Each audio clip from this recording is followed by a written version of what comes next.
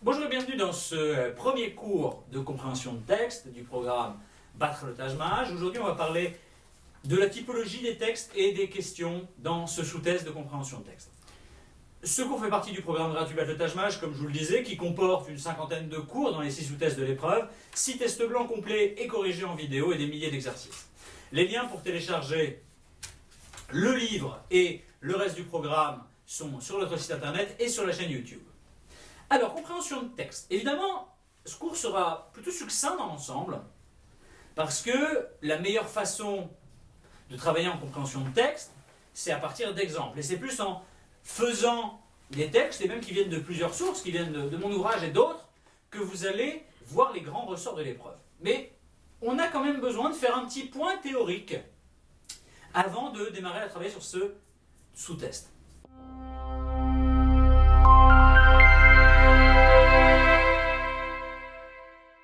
De manière quasi systématique, l'épreuve de compréhension de texte est portée sur 3 textes. 3 textes qui font, si on compte en moyenne, 400-600 mots chacun, 3-4 paragraphes. Et on va trouver 5 questions sur chacun des textes. Alors quel type de texte on a en réalité ? Le plus souvent, ça va être des articles de presse, des interviews, ou ce qu'on pourrait appeler du contenu académique. Des articles de recherche, des extraits de mémoire, des extraits de manuels scolaires. De temps à autre, on peut voir des textes un peu plus originaux. Je pense à des poèmes, des extraits de romans, carnets de voyage, retranscriptions de discours politiques, des archives, des articles de journaux un petit peu anciens, des manifestes, etc., etc.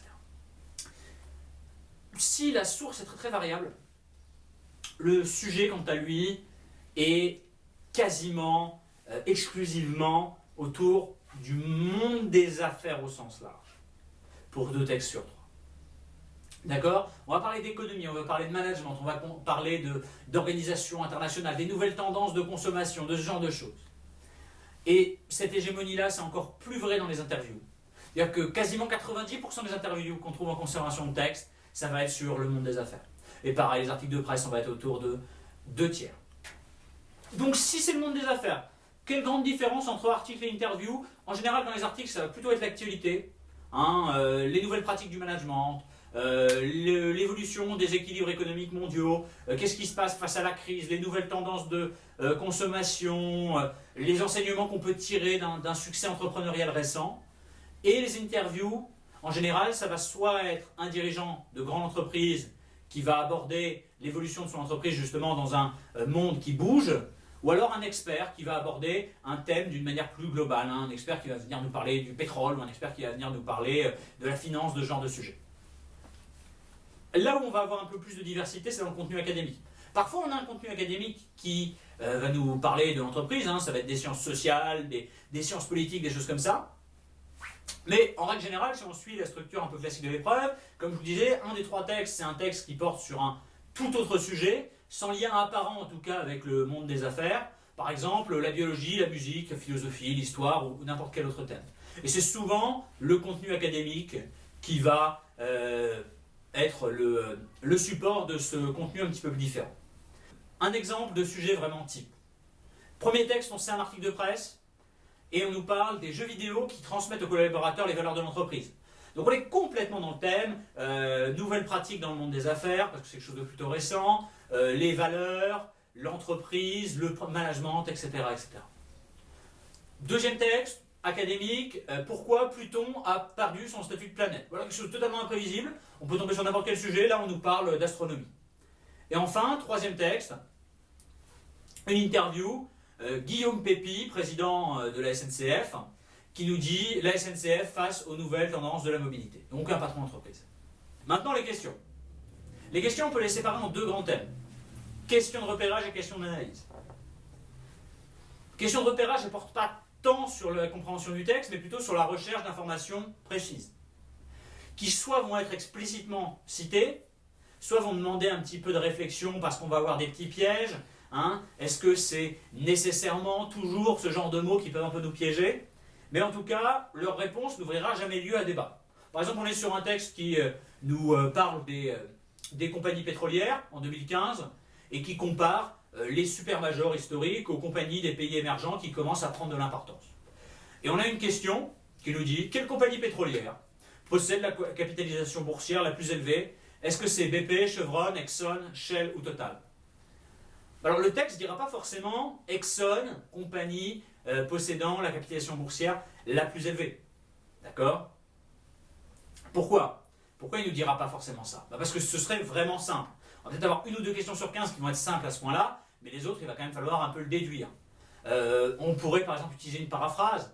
L'américain Exxon, dont la capitalisation record est jalousé par tous les autres acteurs de l'industrie, ou alors peut-être la déduire en combinant plusieurs passages du texte, en disant Shell est la deuxième plus grosse compagnie pétrolière mondiale par la capitalisation, et un peu plus loin, malgré la domination de Shell dans l'extraction du pétrole, sa capitalisation reste 20% inférieure à celle de son rival Exxon. Donc on a Shell qui est deuxième, Exxon qui est 20% plus gros, ça veut forcément dire qu'il est premier. On a une structure très classique des questions de repérage depuis 5-6 ans maintenant. C'est ce que j'appelle les questions 1, 2, 3. C'est qu'on va devoir statuer sur plusieurs éléments. Par exemple, quelles compagnies peuvent être qualifiées de supermajors? Exxon, ConocoPhillips et Petrobras. On va nous dire que soit uniquement un, donc que Exxon, soit 1 plus 2, donc Exxon et ConocoPhillips mais pas Petrobras, soit 2 plus 3, donc ConocoPhillips, Petrobras mais pas Exxon, soit les trois à la fois, soit aucune des trois. Et alors c'est trois questions en un en réalité auxquelles il faut répondre. Est-ce que Exxon est une supermajor? Est-ce que ConocoPhillips est une supermajor? Et est-ce que Petrobras est une supermajor? Alors ces questions-là, elles sont très utiles aux candidats. Pourquoi? Parce qu'elles sont parfois redoutées, mais à tort. Il y a qu'une question comme ça, c'est plus facile qu'une question où on nous demande un seul élément pour plusieurs raisons. Première raison, parce que souvent, on ne va pas avoir besoin de tout trouver. Je reprends mon exemple de tout à l'heure. Si je dis que 1, donc Exxon n'est pas une supermajor, ça m'élimine 3 réponses d'un coup. Ça m'élimine la A, la B et la D. J'hésite plus qu'entre la C et la E. Et si j'apprends donc une seule information sur la 2 ou la 3, donc que je réponds à 2 des questions sur 3, j'aurai forcément ma bonne réponse. En plus, ça ouvre des pistes au niveau de la stratégie de l'épreuve. J'ai pas trouvé la réponse, est-ce que je dois répondre au hasard ou pas? Et d'ailleurs, ce point qui est hautement stratégique, ce sera notre 3e cours de compréhension de texte qui sera applicable au fond à l'ensemble du Taj-Mahal. Quelles sont les stratégies en termes d'hésitation? Deuxième thème de question, les questions d'analyse. Les questions d'analyse, elles, vont porter sur la compréhension profonde du texte, les opinions de l'auteur, la hiérarchie des informations, etc. La plupart d'entre elles n'ont pas de bonne réponse à proprement parler. Il faut choisir la meilleure réponse sur des critères qu'on définira par la suite. Qu'est-ce que j'entends par bonne réponse, plusieurs bonnes réponses? En réalité, en général, la structure très classique de ça, c'est que sur les 5 propositions, on peut prendre par exemple quel titre pourrait être donné à cette interview. Fin de règne pour les supermajors, les nouveaux géants du pétrole, les supermajors face à de nouveaux défis, la lente agonie des géants du pétrole ou année record pour les supermajors. Si on nous parle des difficultés des supermajors, il y en a une ou deux, peut-être parfois, ou même 3 dans les bons jours, qu'on va pouvoir éliminer. Si on nous parle des difficultés, c'est sûr que ce n'est pas année record pour les supermajors. Mais par contre, est-ce que c'est les supermajors face à de nouveaux défis, la lente agonie des géants du pétrole ou fin de règne pour les supermajors? C'est beaucoup plus compliqué. Ça dépend de l'axe du texte. Est-ce que le texte nous dit qu'ils peuvent rebondir, et dans ce cas-là, ce serait plutôt face à de nouveaux défis, ou nous dit qu'ils sont vraiment à l'agonie et qu'ils ne rebondiront pas, dans ce cas-là, ce serait la lente agonie ou fin de règne? Donc ça dépend en partie des idées du texte, mais ça dépend aussi, malheureusement, un peu de l'opinion de l'auteur et du correcteur. Il y a une part de subjectivité dans ces questions. Il y a toujours une part de subjectivité. Et c'est pour ça que l'épreuve de compréhension de texte est vraiment la plus importante pour se dire est-ce que je réponds au hasard ou pas? Parce qu'il y a forcément des questions où 2 réponses sont admissibles. Laquelle est la meilleure? Il y a souvent des éléments concrets pour dire celle-là est meilleure que l'autre, mais il y a aussi des éléments beaucoup plus subjectifs.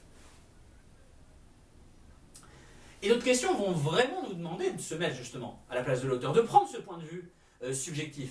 Et donc on devra totalement inférer son opinion. Par exemple, si on nous dit, d'après vous, quelle stratégie cet expert conseillerait-il aux supermajors pour assurer leur pérennité?